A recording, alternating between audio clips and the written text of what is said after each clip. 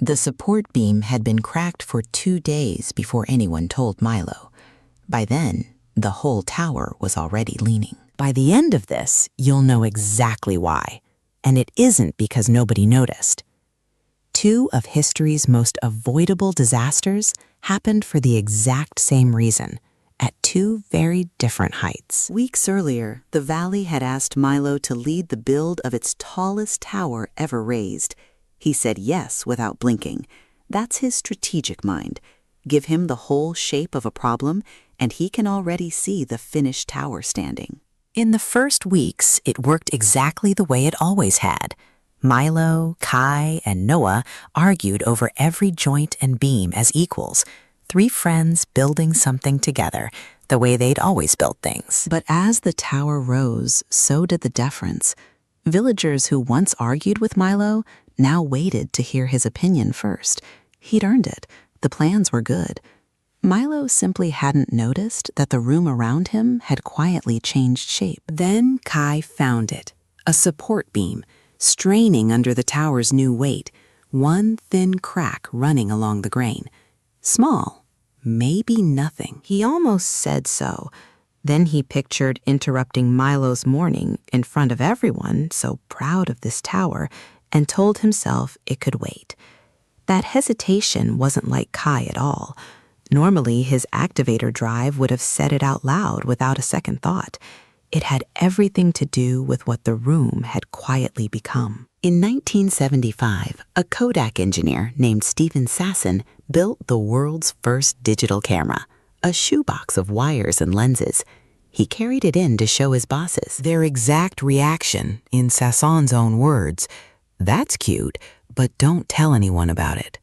Not a threat, not even real anger, just a message that quietly didn't feel worth the risk of taking seriously. Psychologists have a name for this, the mum effect, the measurable human tendency to go quiet around bad news, especially news aimed upward.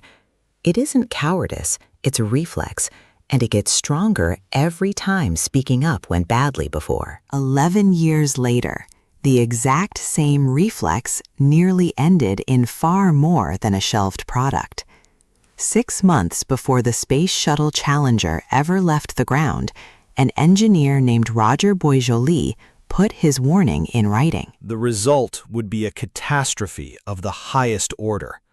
Loss of human life. 6 months later, the night before launch, temperatures at the pad were forecast to be the coldest ever, exactly the condition Boisjoli had warned about.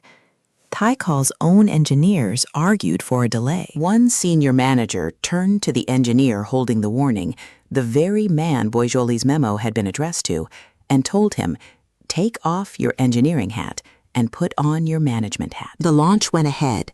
73 seconds in, Challenger broke apart, for exactly the reason the memo had predicted 6 months earlier. Which is the exact spot Kai was standing in back at the tower.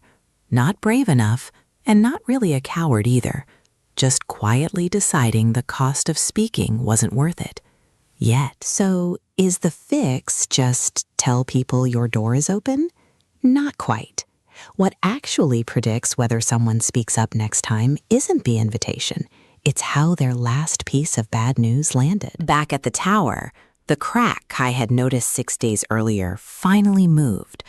Nothing fell, but the whole platform tilted half a hand's width, and for one long second, nobody breathed. Noah was the one who noticed Kai hadn't said a single word since, not shaken, ashamed. That's her empathy and individualization at work.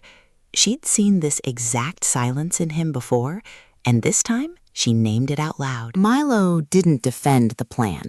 He knelt down next to Kai and asked the only question that actually mattered. "What do you know that I don't? And why didn't you tell me?" This time, Kai told him everything. They fixed the beam.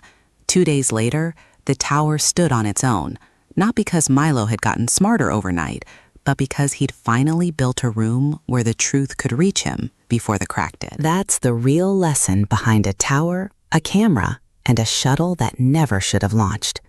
A leader never loses the truth all at once.